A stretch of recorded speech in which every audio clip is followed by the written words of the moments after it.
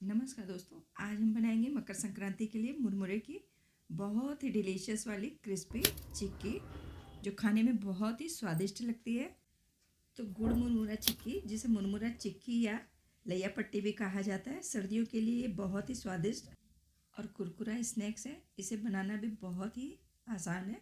तो सर्दियों की शाम और ये मुरमुरा चिक्की बस 2 चीज़ों से 5 मिनट में बनकर के तैयार, न दांतों में चिपकेगी और ना ही नरम पड़ेगी। तो इस क्रंची मुरमुरा चिक्की को आप भी इस मकर संक्रांति पे ज़रूर ही ट्राई करिए। तो चलिए इसे देखते हैं कैसे बनती है ये। तो इसे बनाने के लिए सबसे पहले हम लेंगे करारे वाले मुरमुरे। अगर किसी कारण से मुरमुरे करारे नहीं हैं तो क्या करें कि 2-3 मिनट के लिए कढ़ाई में डालकर मुरमुरे को बगैर घी तेल के हल्का सा सेक ले, तो मुरमुरे करारे हो जाएंगे। तो मेरे मुरमुरे एकदम करारे हैं, इसलिए हमने इसको डायरेक्ट ही छान लिया है, जिससे कि मुरमुरे के अंदर की डस्ट वगैरह निकल जाए। छान करके ही इसे यूज करें। तो अगर आपके मुरमुरे करारे हैं तो आपको मुरमुरे को सेकने की ज़रूरत नहीं है। अब क्या करेंगे कि एक मोटे तले की कढ़ाई को आंच पे चढ़ा लेंगे और अब इस समय कढ़ाई में डालेंगे 1 बड़ा चम्मच देसी घी। और घी जब पिघल जाए फिर इसके अंदर डालेंगे गुड़ को कद्दूकस करके या कूट करके घी के अंदर गुड़ को डाल देंगे। तो गुड़ को तोड़कर या कद्दूकस करके डालने से गुड़ बहुत ही जल्दी से मेल्ट होने लगता है। तो इसलिए हमने इसे कद्दूकस कर लिया हुआ था गुड़।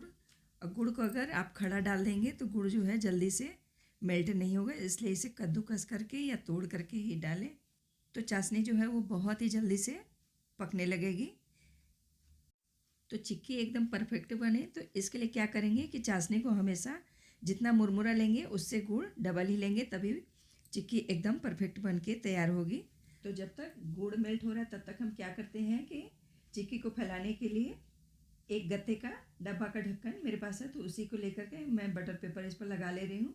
आप चाहें तो थाली में घी लगाकर या किसी बोर्ड पर घी या बटर पेपर लगा करके तैयार करके रख लें, क्योंकि चाशनी तैयार होते ही चिक्की को फैलाना पड़ेगा, इसलिए पहले ही ये काम करके रख लें।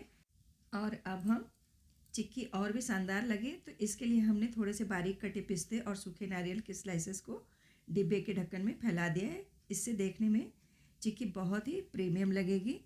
तो चिक्की को फैलाने के लिए हमने डिब्बे को भी तैयार कर लिया हुआ है। अब हम चलते हैं चाशनी की ओर। तो चाशनी में गुड़ भी धीरे धीरे मेल्ट होने लग गया है। तो चाशनी को पकाने के लिए हमने आँच को एकदम धीमी ही रखा हुआ है और इस समय हमने इसके अंदर में 1 चम्मच इलायची का पाउडर डाला हुआ है फ्लेवर के लिए।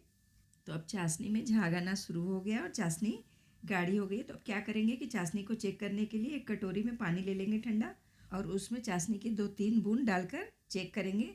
जब चाशनी की बूंदें पानी में सख्त हो जाए और तोड़ने पर कट की आवाज़ आए तो चाशनी तैयार है। अगर चाशनी खींच रही है तो उसे थोड़ी और पका लेंगे। तो चाशनी मेरी अच्छी तरीके से पक चुकी है। अब फटाफट से चिक्की बाजार जैसी हल्की और क्रंची बने, इसके लिए क्या करेंगे कि चाशनी में मिलाएंगे 1/4 चम्मच बेकिंग सोडा, मीठा सोडा जिसे बोलते हैं, मीठा सोडा डालते ही आप देखेंगे कि चाशनी एकदम हल्की हो जाएगी, फूल जाएगी और चाशनी का रंग भी हल्का हो जाएगा। बस तुरंत फटाफट से गैस की फ्लेम को बंद करके चाशनी में मुरमुरे को मिलाएंगे। ये काम हम जल्दी जल्दी करेंगे ताकि चाशनी जो है सारे मुरमुरे पर अच्छे से चिपक जाए। फिर इसे तैयार किए हुए डिब्बे में डाल करके फैला देंगे। तो आप इसे थाली में घी लगा के या किसी बोर्ड पे या डायरेक्ट ही बटर पेपर पे भी फैला सकते हैं, इसे सेट कर सकते हैं। तो ये काम आप इसे बहुत ही जल्दी जल्दी से सेट करें, क्योंकि ये बहुत तेज़ी से जमने लगता है ठंडा होने के बाद। तो इसलिए इसे फैलाते ही क्या करेंगे कि किसी कटोरी के पीछे वाले हिस्से से फटाफट से थोड़ा सा दबा देंगे, और दबाने के बाद घी लगे हुए बेलन से थोड़ा थोड़ा एक समान मोटाई में बेल लेंगे। तो इसे दबा दबा करके बेलेंगे जिससे कि ये ठोस हो। अगर हल्के हाथों से बेलन चलाएंगे तो ये पोली सी रह जाएगी, इसलिए इसे बढ़िया से सेट होने के लिए बिल्कुल ही डिब्बे को घुमा घुमा करके दबा दबा करके इसे बेल लें, जिससे ये खूब अच्छे से एक समान मोटाई में सेट होगी।